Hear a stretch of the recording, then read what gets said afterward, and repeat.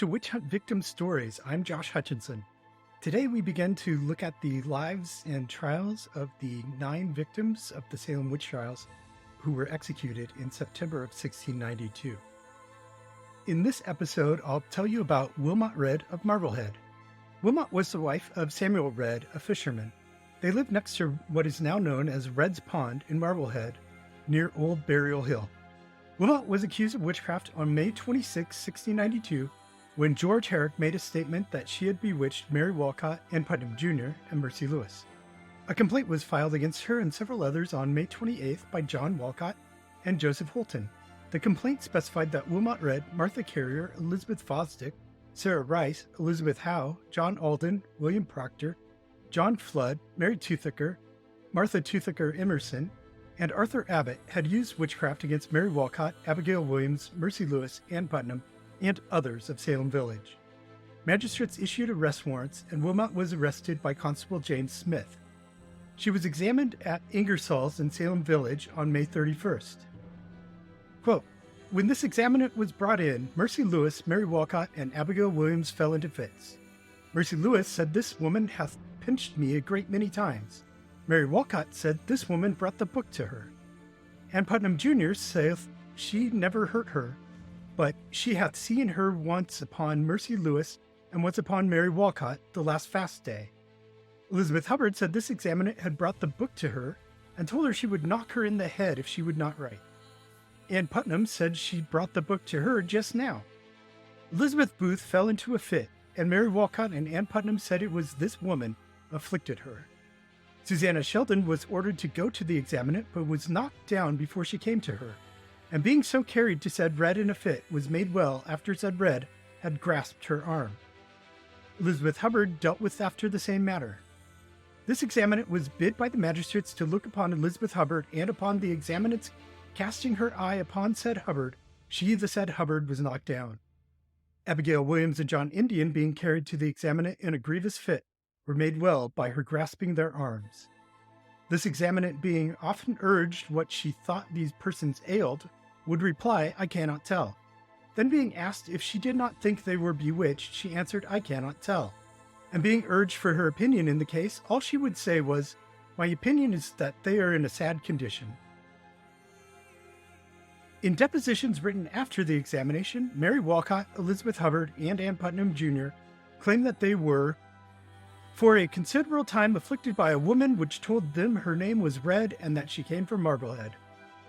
Mary Warren said that she had not been afflicted by Wilmot, but that she had seen Wilmot afflict Mary Walcott, Abigail Williams, Elizabeth Booth, Elizabeth Hubbard, and Ann Putnam during her examination by the magistrates.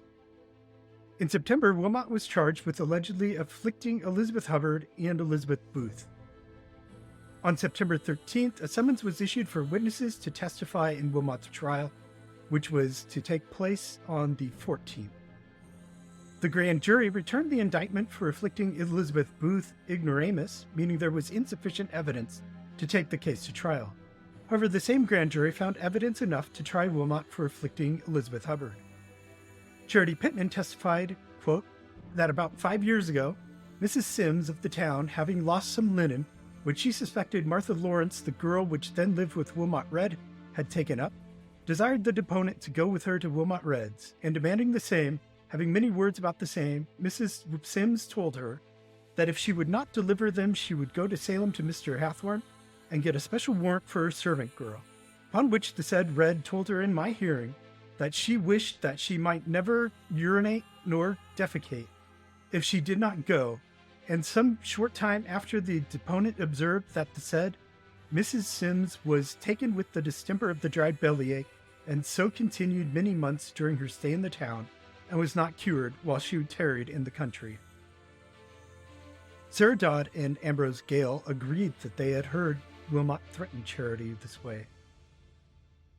Now, what their testimony had to do with the affliction of Elizabeth Hubbard, for which Wilmot Redd was being tried, is not clear, but in effort to show that she had bewitched someone else is what they were.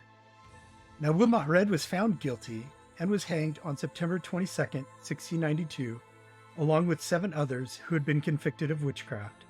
Mary Esty, Martha Corey, Ann Prudiater, Margaret Scott, Alice Parker, Mary Parker, and Samuel Wardwell.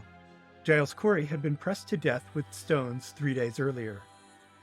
In 1710, Wilmot Redd's family did not petition for or receive restitution, despite the formation of a committee to review such requests. In 1711, Wilmot was not included in the exoneration and reversal of attainder of many of the others who were convicted. She was left out along with Alice Parker, Bridget Bishop, Susanna Martin, Ann Prudiater, and Margaret Scott. And in 1957, she was not named in an extension of the exoneration, but she was considered at that time to be included in the phrase, one Ann Prudiater and certain other person. In 1992, on the 300th anniversary of the witch trials, memorials were commemorated in Salem and Danvers, and you can visit those today. In 1998, a cenotaph was placed in Old Burial Hill Cemetery in Marblehead in honor of Wilmot Redd, as the whereabouts of her remains are unknown. In 2001, Wilmot Redd was finally exonerated along with Alice Parker, Bridget Bishop, Susanna Martin, and Margaret Scott.